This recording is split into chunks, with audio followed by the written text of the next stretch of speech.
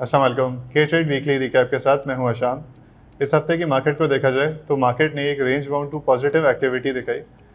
Range bound इस वजह से कि मंडे के दिन हमने देखा कि मार्केट में एक एक्टिवली सेलिंग प्रेशर देखने को मिल रहा था। प्राइमरी रीजंस बीइंग कि फॉरेनर्स की तरफ से हमने देखा कि मेनली मार्केट के अंदर एक सेलिंग प्रेशर बनता रहा।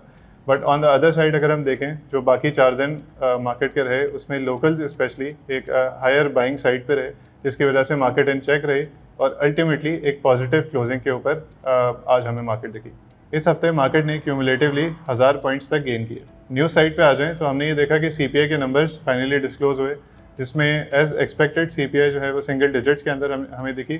9.6% के ऊपर क्लॉक इन की गई as compare to 11.1% back in July. इससे ये एक चीज़ काफ़ी हद तक सोलिडिफाई हो जाती है कि 12 सितंबर को जो मॉनेटरी पॉलिसी अनाउंसमेंट है उसके अंदर इंटरेस्ट रेट कट की एक एक्सपेक्टेशन बनाई जा सकती है। One of the biggest reasons being कि पाकिस्तान के जो इन्फ्लेशनरी प्रेशर्स हैं वो कंसिस्टेंटली एक डिक्लाइन पे आ रहे हैं। अगर हम एसपीआई नंबर्स भी देखें तो पिछले तकरीबन 4 से 5 हफ्तों के जो एसपीआई नंबर्स हैं वो इवन दो इतने सिग्निफिकेंट डिक्लाइन पे नहीं है बट स्टिल एक कंसिस्टेंट डिक्लाइन मेंटेन करते हुए दिख रहे हैं। इसके अलावा हमने ये देखा कि अगस्त के जो टैक्स कलेक्शन टारगेट था वो पूरा नहीं हो सका। तकरीबन 98 बिलियन रुपीज़ से जो है ये शॉर्टफॉल बना है और इससे ये एक इंडिकेशन मिल रही है कि आगे आने वाले वक्तों में एक mini budget Pakistani government introduce कर दे। और one of the reasons being कि जो फाइनेंसिंग गैप्स क्रिएट हो गए हैं बिकॉज ऑफ दिस शॉर्टफॉल, इस चीज़ को कवर किया जाए।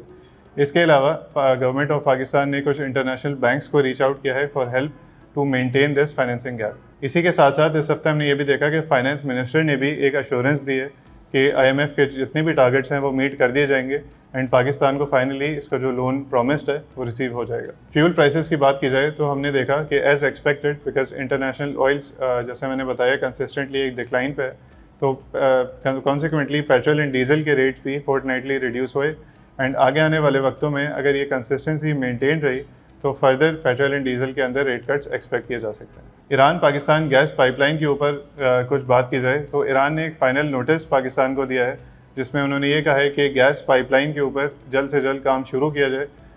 अदरवाइज़ इसके जो बायलैटरल रिलेशंस है ईरान के साथ वो ख़राब हो सकते हैं, ख़राबी की तरफ जा सकते हैं। ऑन द अदर हैंड अगर हम देखें तो इससे यूएस के सैंक्शंस लगने का भी खतरा है अगर ये गैस पाइपलाइन की तरफ प्रोसीड किया जाए।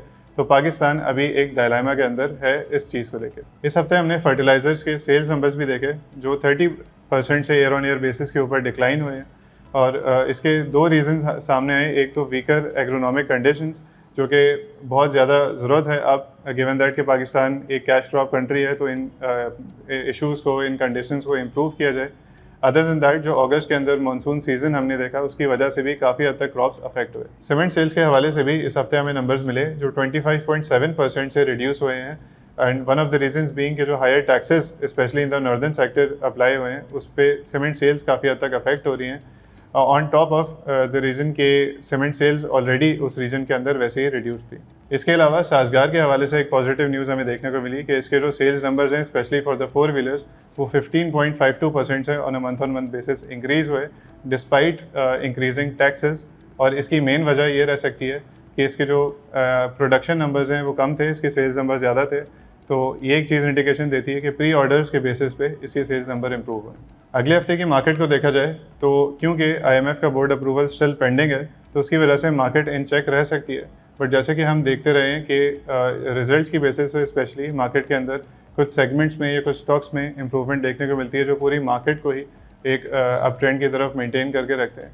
तो जो कुछ सेक्टर्स हैं जो इन्वेस्टर्स को लुकआउट रखने चाहिए वो एक ईएनपी सेगमेंट है, सीमेंट सेक्टर है, ऑटो सेक्टर है एंड स्टील सेक्टर है। जो लेटर 3 सेक्टर्स हैं ये इस वजह से इंप्रूव हो सकते हैं कि जो further interest rate cut expected है इनके अंदर ये वो चीज़ इनके अंदर एक पॉजिटिव मोमेंटम मेंटेन कर सकती है गिवन दैट के ऑलरेडी काफ़ी स्टैग्नेंट लेवल्स पे इस हफ्ते हमें देखने को मिले। इस हफ्ते के लिए इतना ही। Thank you.